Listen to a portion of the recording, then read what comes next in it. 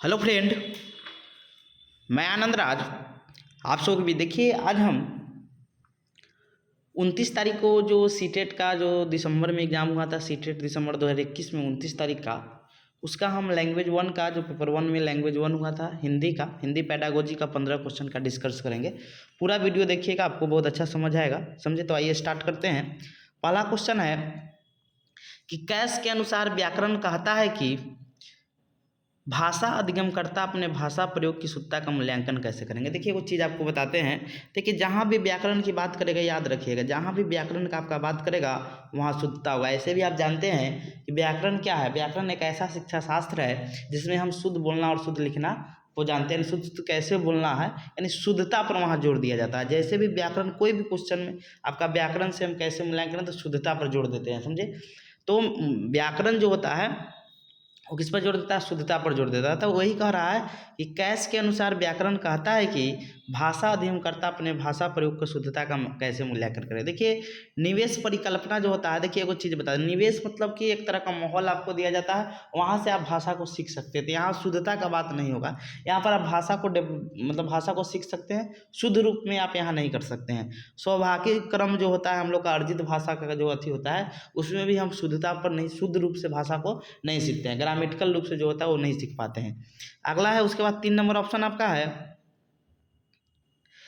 Affective filter परिकल्पना। देखिए filter मतलब होता है कि एक तरह से उसको छानना। समझे? छानने से रिलेटेड यहाँ कुछ नहीं है। अब देखिए मॉनिटरिंग, जो इसका आंसर होगा चौथा, कि मॉनिटर परिकल्पना क्या होता है। मॉनिटर मतलब होता है कि एक तरह का उसको जांचना, यानी कोई चीज़ आप बोल रहे हैं तो उसको जांच सकते हैं कि ये चीज़ क्या है, सही बोले कि गलत बोले।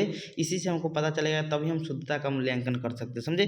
तो मॉनिटर परिकल्पना का मतलब क्या होता है? एक तरह का मॉनिटरिंग कर, नहीं बोलता है कि मॉनिटर हम कर रहे हैं, यानी गलती उसका देख रहे हैं, कोई गलती तो नहीं किया है। तो मॉनिटर परिकल्पना द्वारा हम क्या कर सकते हैं? इसकी शुद्धता का क्या कर सकते हैं? मूल्यांकन। देखते कोई अधिकारी बोलता है मॉनिटर कर रहे हैं एरिया का, तो क्या वो देख रहा है कुछ गलती सलती तो नहीं हो गया है। समझे? तो यही इसी को क्या कहते हैं हम लोग, तो शुद्धता का मूल्यांकन कैसे करेगा?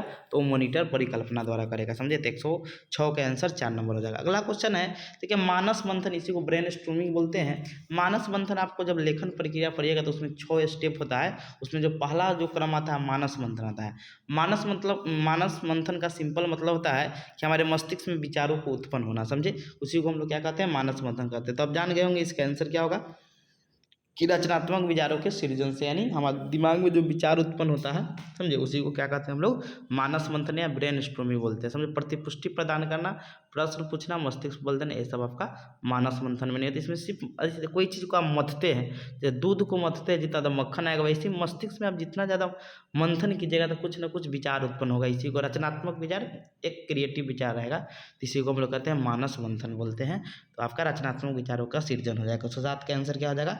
1 नंबर हो जाएगा। 8 नंबर क्वेश्चन है कि वह पद्धति जो बोलने तथा कार्य में तालमेल बनाती है क्या। देखिए आपको एक चीज़ बताते हैं। देखिए समग्र भौतिक प्रतिक्रिया क्या होता है, याद रखिएगा। देखिए समग्र भौतिक प्रतिक्रिया में क्या होता है कि टीचर आपको निर्देश देगा, यानी कोई कार्य बोल रहा है करने के लिए, और आपको वो चीज़ कार्य करना है। समझे? आपको जैसे निर्देश दिया, यानी एक तरह का कार्य आप कर रहे हैं, तो दोनों में क्या हो रहा है? एक तरह का तालमेल बैठ रहा है। और आपको बोलना नहीं है, सिर्फ कार्य। जैसे सुरतिल एक टीचर लिखा था, देखते हैं आप, टीचर बोल रहा है, आपको अपने मन से लिखना रहता है। और ये देख रहे हैं कार्य में तालमेल बैठ रहा है। टीचर जब बोलता है तो आप कार्य करते हैं, रुक जाते हैं तो आप, मतलब एक तरह का तालमेल बैठ रहा है। इसी को हम लोग समग्र भौतिक प्रतिक्रिया कहते हैं। इसमें छात्र को बोलने नहीं दिया जाता, चुपचाप छात्र क्या करता है? लिखता है, सुनता है जो भी चीज़ है।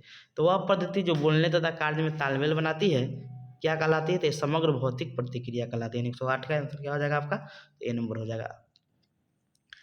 देखिए कहानी सुनाना तो आप जान रहे हैं, इसमें तो होगा नहीं। कार्य आधारित पद्धति का मतलब होता है कोई कार्य कर रहा है, समझे, उसके आधार पर कोई चीज़ सीख रहा है, समझे, तो उस कार्य आधारित पद्धति कहते हैं। अब भूमिका निर्वाह करना मतलब होता है कि कोई चीज़ का मिमिक्री होता है ना। मिमिक्री मतलब उसी के तरह, जैसे सलमान खान का हम जब जैसे करने लगे तो क्या रोल प्ले उसका कर रहा है। समझे? ये तो होगा नहीं। तो 8 का आंसर क्या हो जाएगा? 1 नंबर हो जाएगा। समझे? अगला क्वेश्चन है, वो कौन सी पद्धति है शिक्षार्थी को उसके वाचन कौशल का। देखिए आपको जानते हैं जो हमारा संप्रेषणात्मक उपागम होता है, इसके द्वारा हम क्या करते हैं? तो अपने वाचन कौशल को क्या करते हैं कि हम विकास करते हैं। व्याकरण अनुवाद विधि द्वारा होता है कि हम शुद्धता पर जोर देते हैं।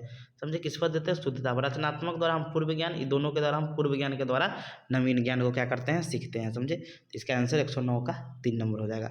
अगला क्वेश्चन है पठन कौशल में बारीकी से पढ़ना। बारीकी मतलब होता है कि एकदम आप स्कैनिंग कर रहे हैं, इसको इंग्लिश में एक स्कैनिंग, तो स्कैनिंग में हम क्या विशिष्ट चीज़ों को पढ़ते हैं, समझे। तो आपका ए होगा नहीं, विशिष्ट चीज़ देख लीजिए। ई तो हो गया आपका सरसरी तौर पर पढ़ना, या इसी को स्कीमिंग बोलते हैं, समझे। और ये आपका जो ऑप्शन है कि किसी पाठ सामग्री में विशिष्ट तथ्यों या सूचना को ढूंढने के प्रयोग की गई पठन प्रविधि को कहते हैं, समझे। तो आपका आंसर कौन हो जाएगा?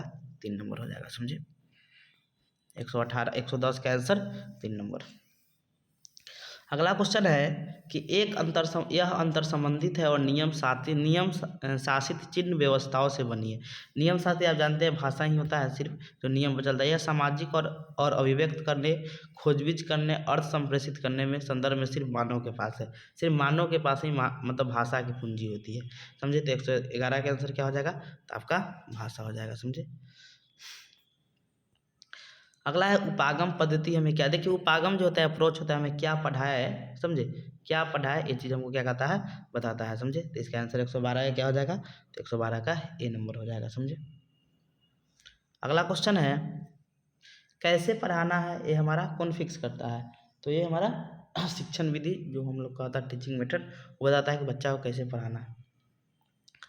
अगला है कि शिक्षण अधिगम प्रक्रिया में आकलन होता है। आकलन का उद्देश्य जो होता है प्रतिपुष्टि प्रदान करना, समझे।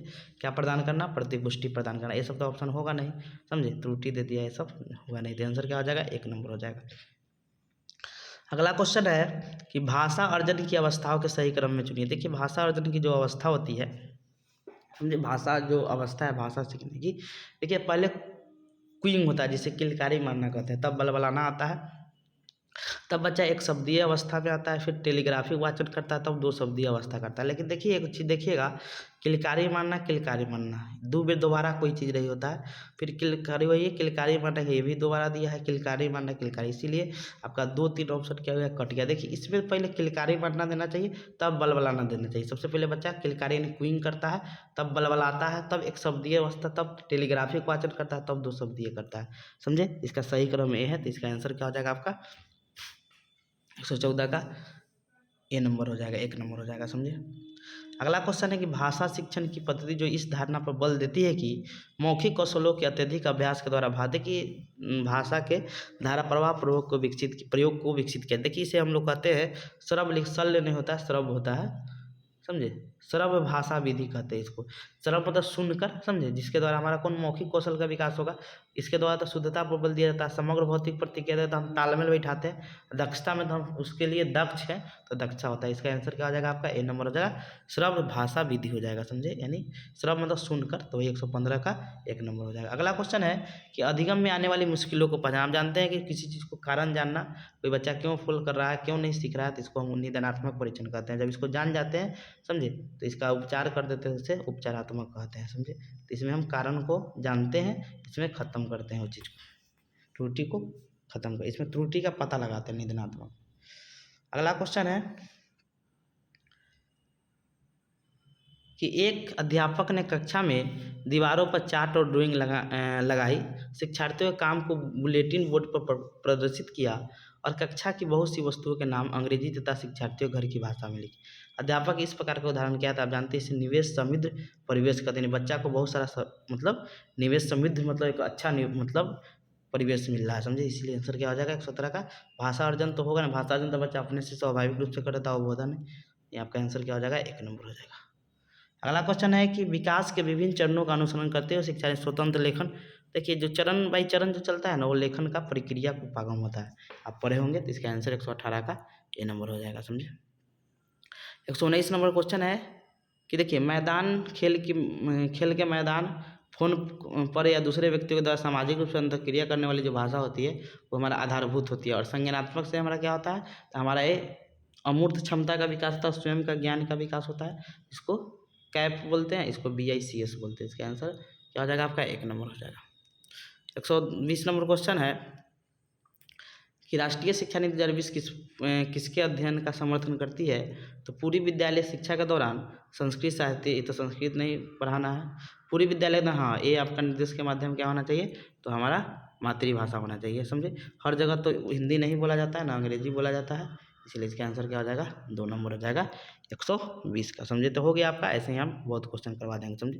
Thank you.